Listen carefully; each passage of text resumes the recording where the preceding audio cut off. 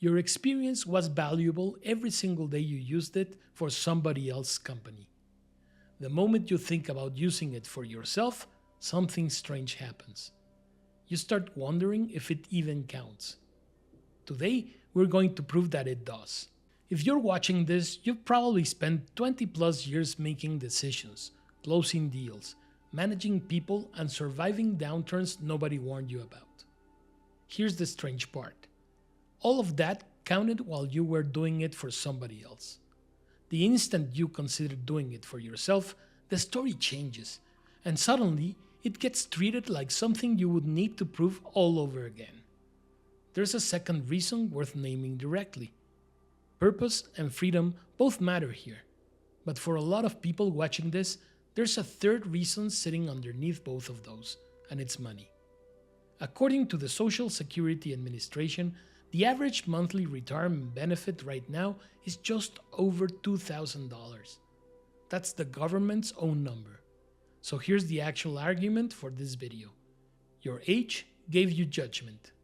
Judgment only turns into income once you can point to a specific moment where it created value. That's what this whole video is about. A way to see what you're actually holding and what it is worth. Let's start here. You've lived through decades of decisions and consequences that came from those decisions. That combination, decisions plus what happened afterwards, is what people call instinct, when they watch someone else do it well. Here's what that looks like in practice. Picture someone who spent 20 years in operations. 3 weeks before a product launch, she noticed the timeline had quietly slipped twice, and nobody had said it out loud yet. She had seen that exact pattern before, the quiet slip everyone hopes resolves itself. She flagged it.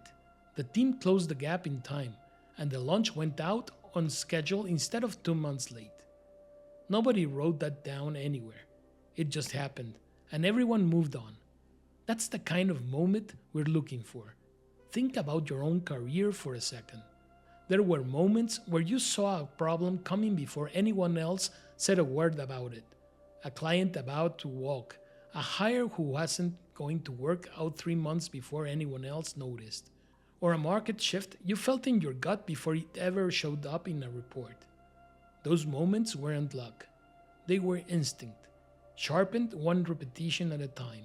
Over years, you actually lived through. That instinct doesn't reset when you change what you're doing. It travels with you. So before we go further, I want you to do something. Pull out your phone or grab a piece of paper and write down 3 moments in your career where you were right before anyone else was. Not big dramatic moments, just 3 times your judgment turned out to be correct. We're going to come back to this list because it's about to become more useful than you expect. Now let's talk about hesitation. Because if you're honest, there's probably a part of you that's excited about starting something new, and another part that's holding back. And the story you've probably been told is that the holding back part is fear, or doubt, or being too set in your ways. I don't think that's what's happening. I think what you're feeling is a filter, built from watching enough ideas fail up close to know which claims are actually worth trusting. You've sat in enough meetings where someone pitched a plan that sounded great and fell apart within a year. You've seen enough trends come and go to be skeptical of anything that promises results too fast, too easily. Here's the deeper thing going on underneath that, if we're being honest. There's a quiet fear sitting under the caution. The fear that hesitating this much means you've lost your edge. It hasn't. That filter did real work for a long time. Inside a company, it protected the organization from bad decisions. It just never had a job outside of that. Now it does. That same filter can protect your pricing, your positioning, and the offer you eventually put in front of someone.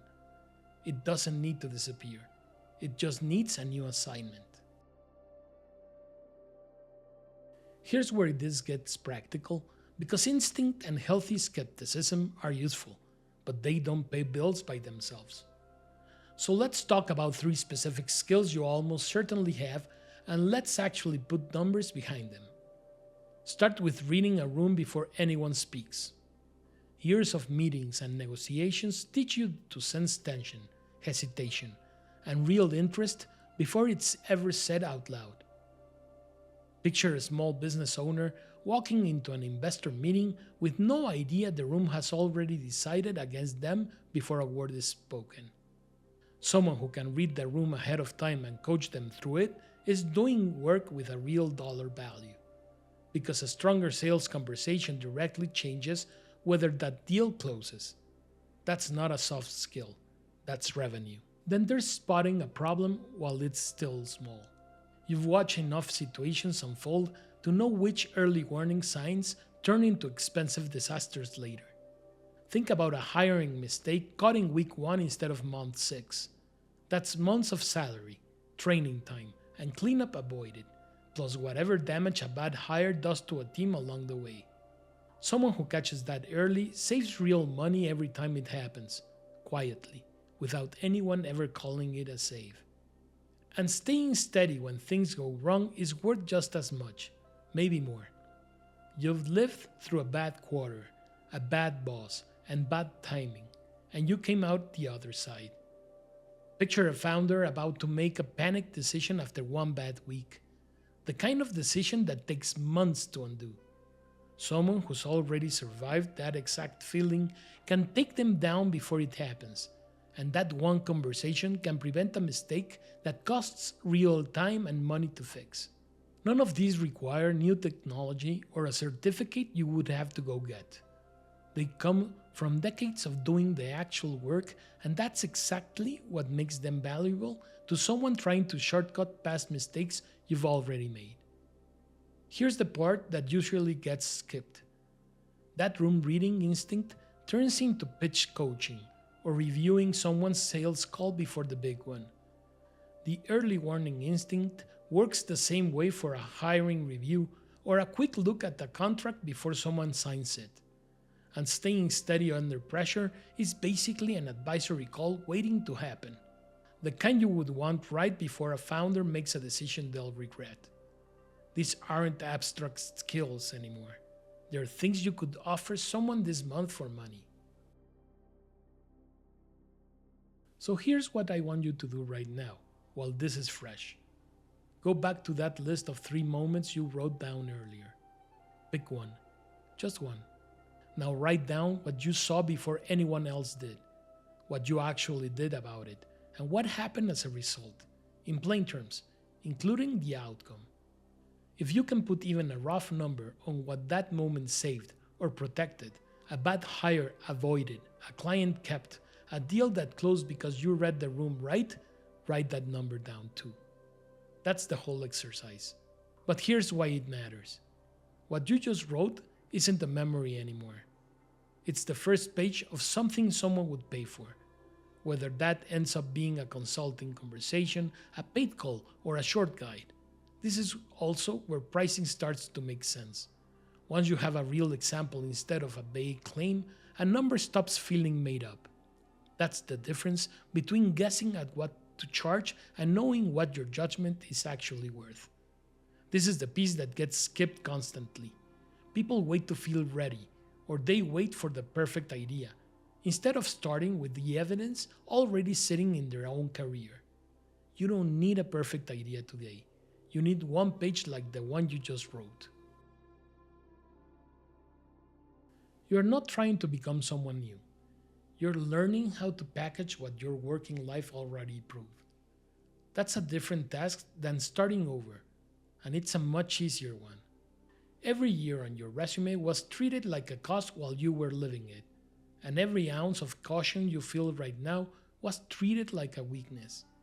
Neither one of those things is true. What you're sitting on is worth money to someone else today, before you build a website or post a single thing online.